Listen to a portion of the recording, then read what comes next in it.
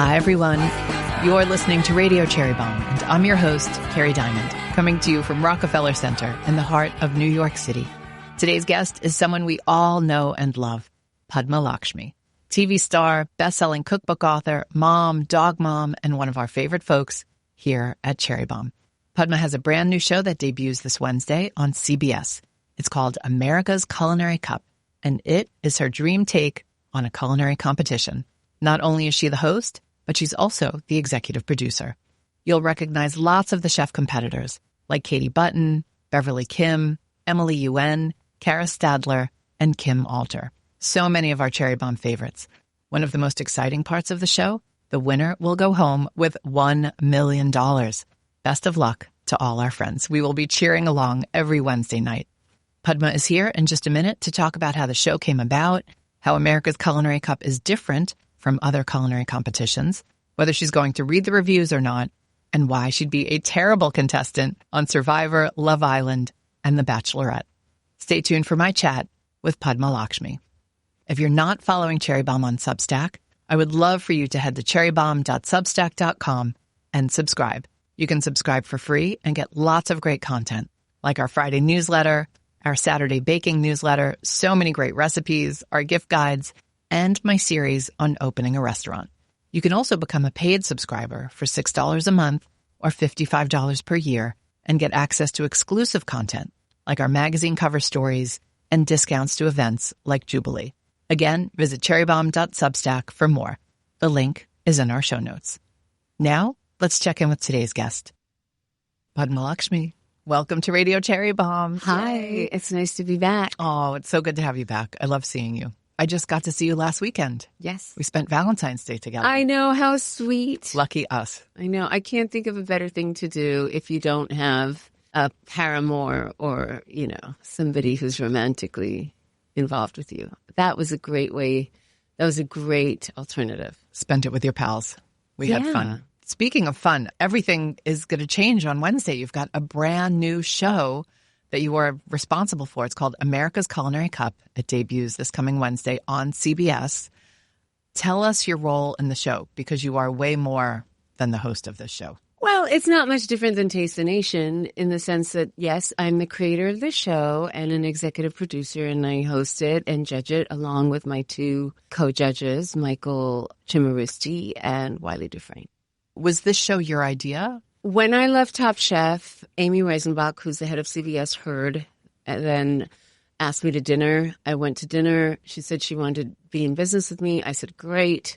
I said, I'll do anything except a competition show. I was burnt out and I didn't want to do that genre of programming anymore. I don't even watch that genre of programming. I'm glad millions of other people do, because it has provided a wonderful quality of life for me and my daughter.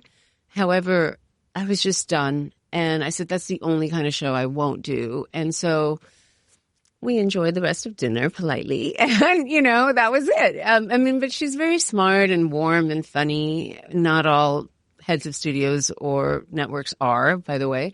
That was it. And then she kind of checked in with me every few months. And I would say a year and a half went by. My business is a long time. It is a long time. From the dinner till then. Yeah, okay. It is. And I always, I was like, damn, I wish I could find a project to do with her, because I really kind of connected with her right away. I felt like she was someone I could go smoke a joint with on the weekend and, hang out with or go to brunch or whatever. And I really, really liked her. But I didn't want to do that show. And I was very busy finishing the cookbook, Padma's All American. And I was also, doing some other odd things like comedy and improv and, just feeling myself and seeing what I could do.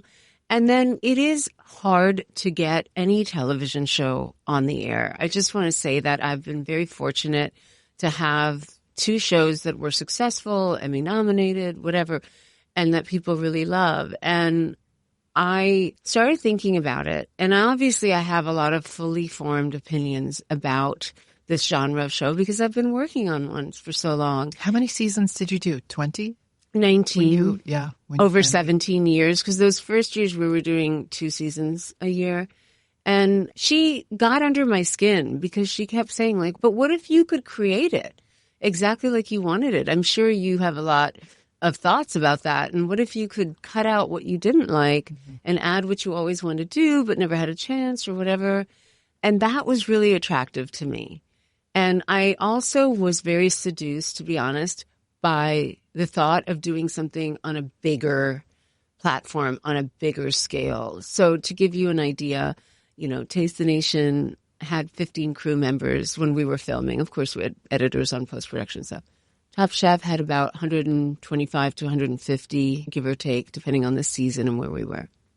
I don't know what it is now. So you would pop up in a city and have that many people working on the show? We do local hires as well, but yes. America's Culinary Cup has a crew of 350. 350 people? Yeah. I didn't know it would be that big, but I knew that CBS likes everything big. They're about as mainstream as you can get, right? This is middle America. This is big mama network. And I wanted to see what I could create in that medium. I think the show that we created together with, my producers is something that is very mainstream. I designed it specifically to capture all of CBS's audience. That is to say, people who watch PGA golf, which I do not. March Madness basketball. I mean, I'll go to a Knicks game, but I don't watch basketball on TV. Or say... You don't? No. A lot of people are going to be sad to learn that. No, I mean, I will, but I don't even know when the games are on. I know when I can go to Madison Square Garden and But we're going to see the Liberty. Oh, yeah. I really want to see Liberty because I hear that that's Mm-hmm. so much more compelling also. It's so much fun. I can't wait. I have a friend of mine who does improv with me, and she's a rabid Liberty fan. And last year, every time the next week, in circle time, as we call it, she would be sharing about how exciting the game was. So I would love to do that. And NFL, which I also don't watch. But I respect that those are really huge swaths of the television viewing public. And of course, I want to harness them because I want the show to have mass appeal. If I'm going to go back and do it, I want to do it really big. And I want it to be an institution. And I want it to be something that grandparents can watch with their kids or partners can watch or girls can watch together as they're, procrastinating with their English homework for high school, whatever. So I designed the show specifically for that audience. And it's not necessarily an audience that is like me, and that's exciting to me. That was a challenge to me as a producer. Just basically as a television producer, never mind whether it was on food or history or whatever. You're someone who always likes a challenge. And over the time that I've known you, I've seen you push yourself to do so many different and new things. You referenced the comedy, you wrote a memoir, you've written all these books, you've edited books, you've done a lot. Was there anything, though, that you really missed about that environment and those kinds of competitors? Because it really takes a unique person to come and do one of those shows. Yes, it does. And I would never compete. I was talking yesterday, we had, some press together with the host of Survivor. And Jeff Probst asked me, it's their 50th it's their 50th anniversary. We're on right after them, by the way. So he asked me, would you ever be a Survivor contestant? I want to see what kind of Survivor contestant. And before he could even finish the sentence, I was like, no, absolutely not, never, no. And I wouldn't do a culinary competition either. I'm not that competitive of a person. I'm competitive with myself, but I do admire the kind of chef that is willing. First of all, it's a special chef that is able to leave their restaurant, be away from their family and make that kind of sacrifice. But it's a special kind of chef that thrives in that competitive environment. And I'm not that person, but I respect them and I value them because without them, we wouldn't have any of these shows. And I think they're fascinating. And I'm there with them every moment that they're competing. And America's Culinary Cup is much different than Top Chef for a lot of reasons. The prize money is 4 times the amount. I mean, tell people the prize money. Yes, it's $1 million. That is remarkable. I'm so excited. One of the things that I told Amy is, I want $1 million because I'm not getting out of bed if I don't get that prize. For my contestants, that's a really big carrot. And also, by the way, I'm not asking for anything that Amazing Race doesn't have or Survivor doesn't have. So I wanted to be on par with the boys. And she said, sure. That is life-changing money for a chef. I mean, you can open a restaurant, a really great restaurant with that. It's life-changing for most people. It's life-changing for most people. It would be most life-changing for anyone. Yes, absolutely. And that brings out a lot of chefs that would normally not want to compete on TV or would not compete at all. Mm-hmm. So I have to ask, when do they get the money? Do they get it when the show finally ends? Yeah, when they win. But I don't know if somebody comes. I mean, I wasn't there with a big chef. You know who won. Yes, I do. Yes. But the person who won, I will say, is kind of measured. I don't see them, going out and changing their lives or lavishly buying a new car or things like that. The NDA that we've had everyone sign is quite comprehensive and thick. Mine was. And so I'm sure it's also to their benefit to kind of keep it quiet because nobody wants to know the score of the game before you watch it. It's not fun. So, I mean, I made a big speech about that to my whole crew at this first day and at the last day to say, hey, let's keep this under our hats. But obviously some people do know because we're filming a TV show. We'll be right back with today's guest. Our Jubilee Conference is taking place here in New York City on Saturday, April 25th. For the first time, we are offering a Jubilee Business Owner Pass. These tickets are available at a special rate of $198 for owners of restaurants, cafes, bakeries, or other hospitality businesses, thanks to the generous support of Square. The folks at Square are going all in on restaurants and the essential role they play in neighborhoods everywhere. In addition to the ticket discount, you'll get to take part in a mentorship AMA breakout session, be first in line to book one-on-one office hours at the Square Business Bar, and get access to the Good Stuff Lounge, Square's on-site hub for mentorship connection and business support. You can find the application link in our show notes and on the Jubilee page at cherrybombe.com. You talked about other reality shows. Would you ever go on another reality show? Would you be on Love Island? No. Would you be on The Bachelorette? Would you be Ew. Survivor? I don't want to talk badly of any other show. I don't think that's graceful, but no. No. Absolutely not. First of all, Love Island is not my jam, although my daughter, Krishna, watches it.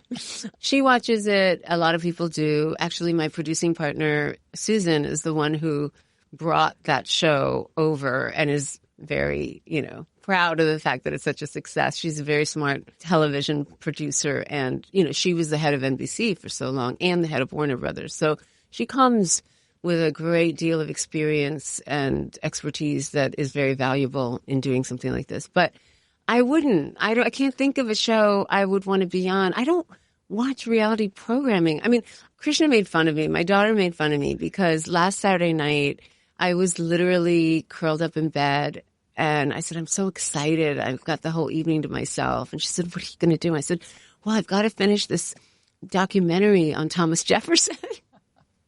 So that is what I watch on my own. You are a nerd. People don't necessarily realize I love what history. A nerd you are. Yeah. I love history. So I love documentaries.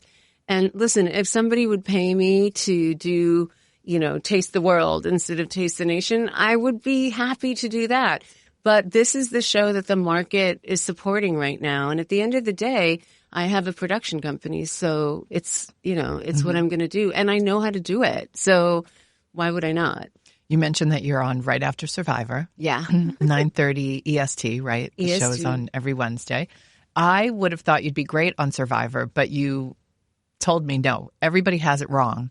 You have historically been one of the most popular responses to the last question on the podcast. If you had to be trapped on a desert island with one food celebrity, who would it be and why? And people have picked you for so many reasons. They're like, she's a great cook. She's a great chef. She can build fires. She could talk to animals. She can do all these things. You're this combination of like Frances Malman and like a Disney princess in their eyes, And when I told you this, you were like, what? Yeah, because I'm not outdoorsy is the thing. I mean, yes, I can make a fire, if the wood is dry, but I don't know. I think maybe because I've done a lot of things in my life. I mean, I'm happy that people out there have that impression of me. People project a lot onto you. Sometimes. What do you think it is about you that gives off this vibe of competence? I don't know. Maybe it's my acting training from theater school. I don't know. I mean, I like to think that I'm a quick learner. But honestly, I'm very good at very few things, but I can write. That's not going to come in handy on a desert island. I don't know. I think I am somebody who likes to learn and somebody who cares about the details. Certainly a classic Virgo, if there ever was one. I think I've done a lot with what little I've had, in my life to do it with. I don't know. I'm thinking like if I was ever in trouble or like the world was falling apart or I don't know, it's like the apocalypse had come and I had to jump in a car and grab one person and drive cross country. You're one of the people I'd grab to be in the car. Yes. In civilization, absolutely. Yes. I will do whatever it takes. I'll use my own hair to sew us something we need, that, yes. But I'm good in a crisis, I think, is the vibe. I'm very calm also. I'm usually dying inside of fright and anxiety, but outwardly, I know that's not going to help me. And so I try to be methodical and calm about how to solve whatever problem is before me. What makes a good competitor on a show like America's Culinary Cup? I think actually what makes a good competitor is someone who does stay calm, who doesn't get frazzled, who understands that time management is a big part of the strategy here. You may want to do a lot of things, but if you have 3 hours, you probably shouldn't braise because you're going to have to do other things as well. The people who do the best are those who understand time management, but also what will be the easiest given the parameters, not just time. Like I'll give you an example. We were out in the desert somewhere and somebody gave us oysters and served them to us on a flat rock, which was absorbing sunshine like no tomorrow. And that's not pleasant to eat. Yeah, I don't want desert oysters. Right. So, it's just somebody who has good common sense and someone who doesn't get in their own way and doesn't get too many ideas, is able to focus and clearly take one path rather than trying to do too many things. That is the kind of contestant I would bet on. Apologies to whoever that oyster person was. How did you vet these chefs? And how'd you find them? How does that whole process even work? Okay, so you can only be invited. You can't apply. And we hired a really good casting director named Galoka. And along with my producers, looked at a very big batch of 60 or 80 people. I weeded some out. I actually asked her to go and approach a couple of people that I had my eye on who had never competed before, but I thought would be great to compete. And then I approved that long list. And then I left it to other producers and CBS executives. We had 2 wonderful CBS executives, Gloria and Mitch, who I worked with closely on this development of the show. I left it to them and my producing partner, Susan. They picked the final 16. I had nothing to do with it because I'm judging them. And I didn't want there to be any appearance even of favoritism. So I didn't know who the 16 that made the cut were until I got into the kitchen that day. And I gave everybody, what my priorities were, which were very aligned with a lot of my producers and Mitch and Gloria, which was make sure we have diversity, make sure we have an equal number of women, of course, make sure that we canvass the country properly, that these are not just chefs that are in New York, Chicago, and LA or whatever. Also, make sure they're from various ethnic backgrounds. That was really important to me because what I'm trying to achieve with America's Culinary Cup is, of course, a successful TV show. But beyond that, I want to create a new culinary institution that is as prestigious as a Michelin star or a James Beard Award. I mean, yes, it's $1 million, but over time, and it's going to take a lot of hard work on our part, I want chefs to aspire to winning this Culinary Cup, just like they would an Oscar or Wimbledon or a gold medal at the Olympics. That's what I want because, there's just basically the Bocuse d'Or. And it's really, really Frenchified. And even though, all these countries send their team of chefs, I wanted to create an institution that was uniquely American and reflected how food is in America, which is a living, evolving thing, which of course has a lot of roots in French or European cooking technique. But I also wanted to start seeding some other things through the lens of mastering 12 or 10 culinary commandments or principles or skills or qualities that we think that every great chef should master. Well, America's Culinary Cup is such a good name. Is there like a trophy? Yeah, There is a cup. Yes, it's a huge gold trophy. And because I am the person I am, I was constantly going and shining it because there, depending on how the reflection works in you film, there can sometimes be fingerprints. And I was like, who? And so one day we actually put my little chihuahua inside, and there are also paw prints on the outside. And I was like, no, that's not cute either. So yeah, it's a giant cup. It's heavy. It's beautiful. And, I want a chef to want to put that right in the foyer of their restaurant, just like they would their, James Beard medal or whatever. Mm-hmm. I'm thinking, oh my God, I'm such a bad sports person. What's the hockey prize? Is it a Stanley Cup? The Stanley Cup. The Stanley Cup. The Stanley Cup. Yeah. What if it gets all Congratulations to the women. Congratulations to the women. Of the U.S. hockey team. Also the men, but especially the women. And thank you to Stanley Tucci for taking them to lunch. Yeah, I would have taken them to lunch, but I'm not free right now. I'm promoting But if you're coming to New York. If you're coming to New York, hockey players, anyone on the women's team has an open invitation to food, a meal, a nice, good hang at my house in New York City. Everything I know about hockey, I learned from Heated Rivalry. Did you watch it yet? Yes, I did. I loved Heated Rivalry. Here's why.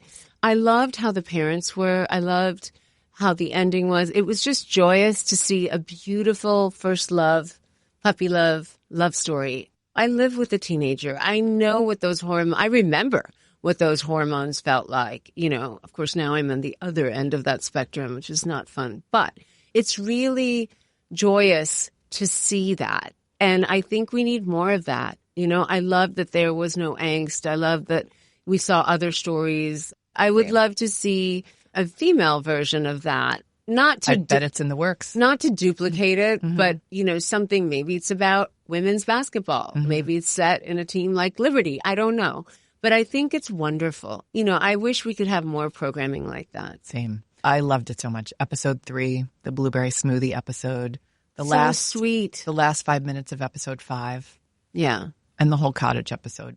All of it. All of it. All of it. It's nice because we generally only see women naked. Mm-hmm. Unless you watch porn, like your only opportunity watching regular television or streaming to see people in those situations, 99% of the time, it's a man and a woman, and the woman is usually the one who's naked. So right. I just thought it was so refreshing. It felt, I've talked to a lot of my male gay friends, and they all tell me it felt very authentic, which I was happy about, because a lot of sex on TV does not feel authentic. Hetero, gay, something in between, whatever. It's rare that you see it depicted in a beautiful and honest way. And there are no sex scenes in America's Culinary Cup. No, none. There's nothing political. Lots of healthy competition. Yeah, there's nothing political. There's nothing sexual. It's a very pure show about... and by the way, I love seeing those things on television. I made a very political show before, but it's just really about the pursuit of excellence. And I think that's really compelling to watch regardless of the profession. And you were very respectful of the competitors. They're not sequestered. No. Talk about that and what led to that decision. That always bothered me. And obviously I wasn't in a position, even though I became an executive producer along the way, to fix that. And I just wanted them to be treated like human beings. So they're not sequestered. They can have their family come visit. They each have their own space. They're not living on top of each other like college students. If you're asking the best of the best to come and compete, you want to treat them with the respect that they deserve. And that's why the set is designed the way it is. We're not throwing obstacles in their way. We're not making them cook with terrible equipment or limited ingredients. We don't give them a mystery box of weird stuff and say, now make something edible. We give them all the weapons, all the equipment, all the toys, all the ingredients, enough utensils, whatever they need. We had several kinds of edible flowers at the peak of their bloom at all times. My culinary producer, Mary, did such a wonderful job. She worked under Joelle Robuchon for a long time. And she also, comes out of UC Berkeley, and she's a very thoughtful person. And I went through that pantry with a fine-tooth comb, and she did an excellent job. I have on rare occasions for charity, auctioned off me coming in and curating a very high-end pantry for your personal kitchen. Ooh, that's fun. Which one time went for $38,000, which I was impressed by. Worth every penny. I've Thank seen your you. pantry. Worth every penny. My pantry is a wonderland, yes. But she did a great job. I couldn't ask for more. And we had everything: quail eggs, duck eggs, venison, elk, rabbit, everything you could want.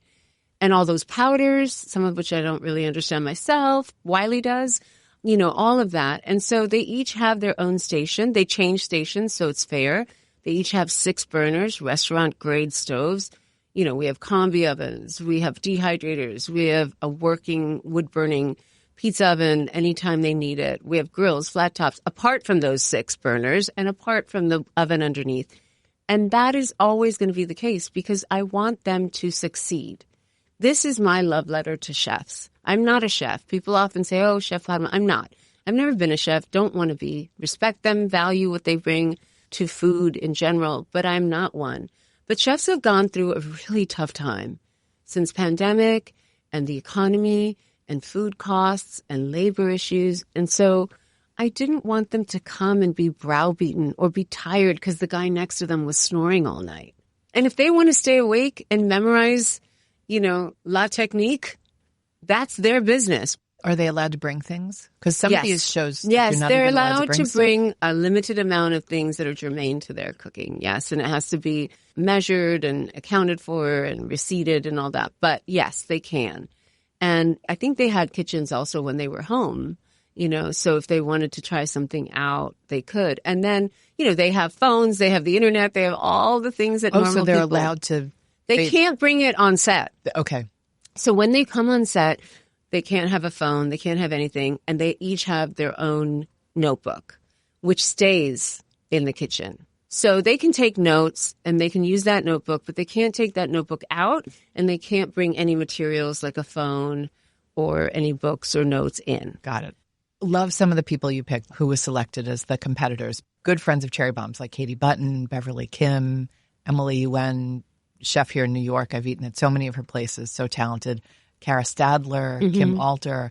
I'm so excited to see these women competing because they're all just amazing people we respect a lot. The women are really, so are the men. I mean, the chefs are really strong. I think one of the things that CBS was worried about at the beginning was whether we were going to be able to attract high caliber chefs. I'm not sure why, but they just were really, really worried about that in the process. I mean, could it be because there's so many bad competition shows?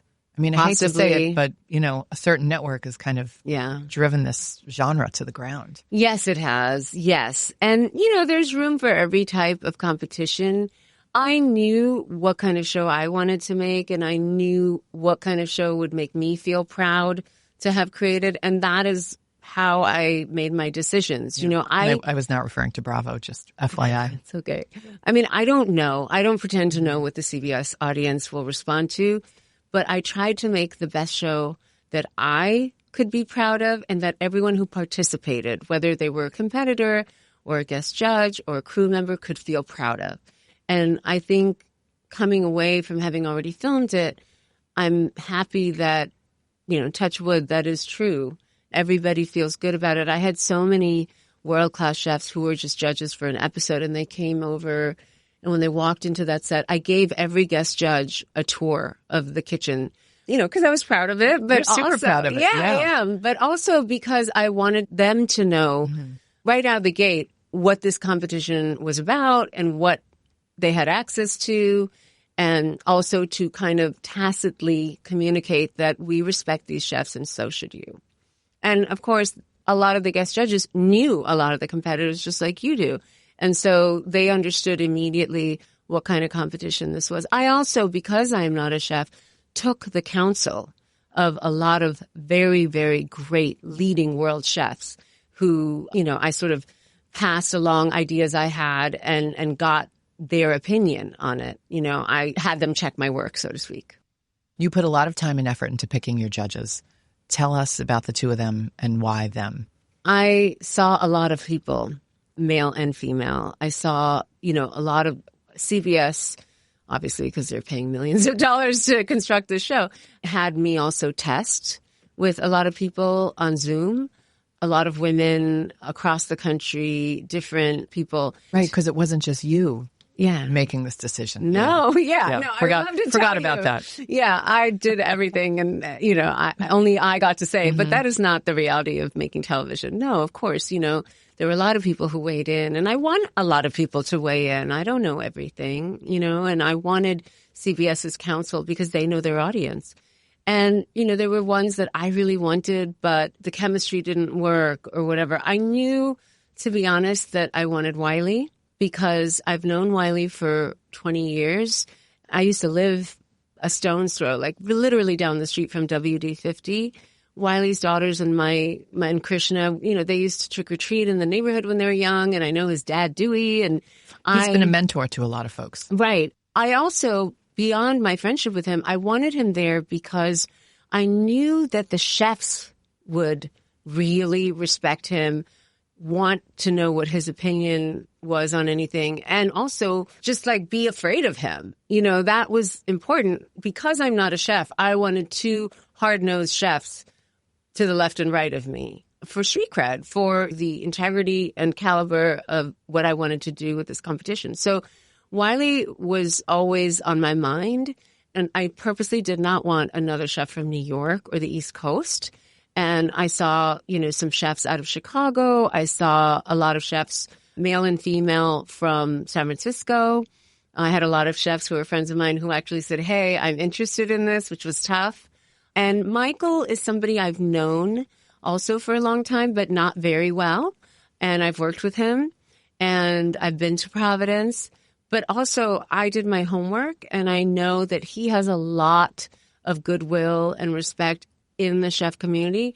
That hunch was borne out because during production, he not only got a 3rd Michelin star after 20 years, but he was also voted by his peers as being the chef's choice for North America. And so that was important. I felt vindicated, but he also had a really wonderful personality about him. He and Wylie knew each other and were pals. And so the chemistry between the three of us was really good. And to be honest, as you know, because I talked to you about it, I really struggled because how am I, as a brown woman, going to pick this panel of experts and not pick a woman? Or, that really stuck in my craw. And so I sought out a lot of women for this job. And the chemistry, for whatever reason, didn't work. And so we tried really hard to make sure that among our guest judges, that we had a lot of interesting women, and we do, as you'll see throughout the competition. And, it still kind of makes me feel a little, I'm not going to lie, like I'm totally being honest here. It does bug me, but I will say, now had a season under my belt, I'm not sorry I picked Michael. Michael was fantastic. And the two of them are so different, and they've developed this bromance. I think they were always friends, but they've never had 6 weeks of unstructured time. I mean, they went out to dinner a lot without me, which kind of pissed me off, but I had a lot more to do than just be on camera. So I probably was better off not going out every night. But, the chemistry between the three of us was really good. Because of so many seasons on television doing food programming, I could see down the pike. I knew what I needed was somebody who was kind and fair, but firm and also articulate. Just because somebody's good at their job does not mean they're good at talking about it. And that was really important to me. I think also the respect of his fellow chefs is probably one of the most important aspects there, because all these competitors are major, major people. In their own right. Yeah. So you can't have someone who they don't revere. Mm-hmm. And that was the challenge. And then there was also there were some people we tried who were even more senior than them. And then they just felt not right. Yeah, it's like dating. It is like dating. You and I know so well. Yes, sadly, yeah. Let's talk about when the show comes out. People might not know this about you, but you are a very sensitive human being. Inevitable comparisons are going to be made to Top Chef. Are you going to read the reviews? Are you prepared for the comments? I wish I could say I'm not going to read the reviews, but that would be a lie because I am too OCD for that. And I want to know. You know, I'm one of those people that is embarrassingly earnest deep inside. So if there's something that someone points out that is a fair criticism, I want to remember that for next season. God willing, we get one. I will read them all. I know people will compare it to, you know, there was an article that in Variety that came out yesterday, and I was annoyed at how many times they mentioned Top Chef. But obviously, I understand it because that's what most people know me from. At the end of the day, it's a competition where top chefs are competing or elite chefs are competing. It's going to be compared to that. But I think there's room for everyone. I'm very proud of helping build the legacy that is Top Chef with all of my cast and crew. And that's not a house I want to tear down. That's a house I helped build. I'm really proud of Kristen also. She's someone I've known for over a decade. Kristen Kish. Yes. Mm-hmm. She's someone who I've seen blossom and grow in her career and her personal life. And I'm rooting for her. And I'm rooting for Top Chef still because that's my home. That's my alma mater. But I do think that the genre needs refreshing. I do think there's room for a new version. And I do think that the audience that Bravo has is much different than the audience that CBS has. So I was designing the show specifically for a CBS mass audience. I was not designing it to be a carbon copy of Top Chef. What would be the point? Yeah. You know? And that's why it also has a point system. Oh, interesting. Okay. Yeah. We're going to learn all this very, very soon. Yes. So it's on CBS. New episodes drop every Wednesday. For how many weeks? 11 weeks. 11 weeks. Wow. That's so exciting. It is exciting. I mean, you can watch it the next day on streaming and Roku and all those different platforms, but it premieres on Wednesday night, every Wednesday for the next 11 weeks. We will know. I think we'll know very soon. We'll know probably 4 episodes in if people like it or not. You know, you're talking to me just before premiere, and I'm nervous.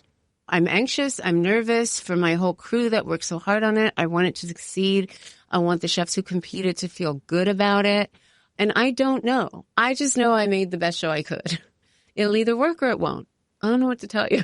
Well, we will be watching every single week along with the Bomb Squad. We can't wait. Do you have anything planned, anything fun to get your mind off the show? I'm writing a TED Talk, which is not exactly leisurely. What else am I doing? No, I don't. I think if I can get you to get some free time, I really do want to go away for a long weekend, hiking or spa thing or something to just rest and recuperate because I've had a really intense 6 months between book promotion and release, you know, my mother being gravely ill, and now the show. And I'm not just doing the promotion for the show, which is actually not that hard. It's more, I'm still in edits. So we're still editing the show. And I don't want to be all done with the show because I think seeing what the reaction is to the first 2 or 3 episodes will be very informative in how we're going to edit the last 3 episodes. You know, we can't cut it too close, but I'm in edits. I'm giving notes. You know, I have sound editing. I'm going to every color correction.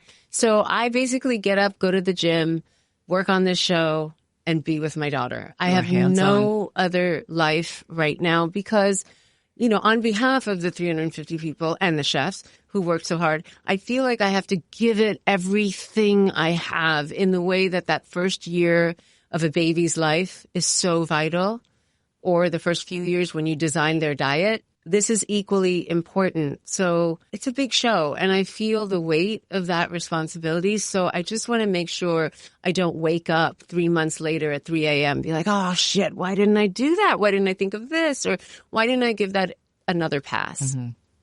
Wow, it's a lot. Yeah.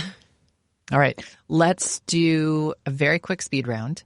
What beverage do you start the day with? Nowadays, I start it with an elixir that I blend up in my kitchen, which is, the recipe's really easy. It's 1 orange, 1 lemon, 1-inch knob of turmeric fresh, 1-inch knob of ginger fresh, some black pepper, and honey. And I just blend that in-house. You just chug it? I just chug a shot version of it, 2 ounces every morning. Then I drink collagen and Brindaraj. This may have been more information than you were looking for. This is not a rapid fire answer. And then I have that cup of tea. I won't ask what's always in your fridge because your fridge is always packed. So much. Too much. 60% to 70% condiments or chutneys. What was your favorite food as a kid? When I first came to this country and I was 4 years old, I used to make a sandwich of white bread, Philadelphia cream cheese, and ketchup and smush it together. And that was what I would eat as my snack. Trying to think like what a grown-up version of that could be. It's any cheese and tomato chutney or Sweet chili tomato. jam or, right? It's Okay. just that, yeah. What is your favorite food film? I don't know the answer to this. Tampopo, Dream travel destination. Istanbul. And our classic question, I know your answer. If you had to be trapped on a desert island with one food celebrity, who would it be and why? Everyone says you. I'm going to tell them from now on, don't say Padma. She's not going to save you on the island. No, please say Padma because I like having this image out in the world. So don't discourage that. I won't. Okay. I won't But- lead the witnesses. Yes, I think Martha Stewart. You know, she's very capable and she's led such a long life with many chapters. And so it's easy to be snarky about her. But one thing you can say is that she's not some influencer who's pretending to know what she's doing. She actually knows what she's doing. And if you haven't watched the documentary, which now she's upset about, but she shouldn't be, you will see, you know, she was raised by parents to be salt of the earth, to understand how to survive and really handle every aspect of domestic life. And she does it brilliantly. She's a survivor. That Exactly. Martha. She That's could what be you on want. Survivor. I bet she could, but you know, she's also posh. So I don't know if you can have your Loro Piana blankets and, you know, all of that. Exactly. Oh my gosh. Well, Padma, congratulations. I cannot wait to watch the show. I'm going to be cheering for all my friends on the Thank show you. and cheering for you too. Like, we're super proud of you. I did forget to ask you one question because everybody asks me this. When is your next stand-up performance? Oh, well, I haven't had time to do it, obviously, in the last 6 months. Literally, the last time I did it was at Symphony Space with you in November. But I have to get back on the horse. Let me just launch this show. Let me finish a couple of things that I have going on, and then probably I'll have some dates. We need to do another comedy show at the Bell House. My partner in that, Jesse David Fox, and I are planning to do that. So that will definitely be on the horizon in a couple months. But beyond that, you know, you can find me at little clubs, just doing drop-ins like Caveat or Union Hall, things like that. Ooh, okay. Good to know. All right, Padma, thank you for your time. Thank you. Thanks, Cherry Bombe. You're the bomb. Bye. Thank you. Bye. That's it for today's show. Thank you to Padma Lakshmi for joining me. Don't forget, America's Culinary Cup premieres this Wednesday at 9:30 p.m. Eastern on CBS. For those streaming, you can view the show on Paramount Plus. Also, Jubilee 2026 tickets are on sale right now, and you can apply for the Business Owner Pass if you happen to own a restaurant, cafe, bakery, or other hospitality business. That link is in our show notes. Our theme song is by the band Cha La La. Joseph Hazen is a studio engineer for Newsstand Studios. Our producers are Catherine Baker and Jenna Sadu. Our executive assistant is Bridget Pittman. And our head of partnerships is Rachel Close. Thanks for listening, everybody. You're the bomb.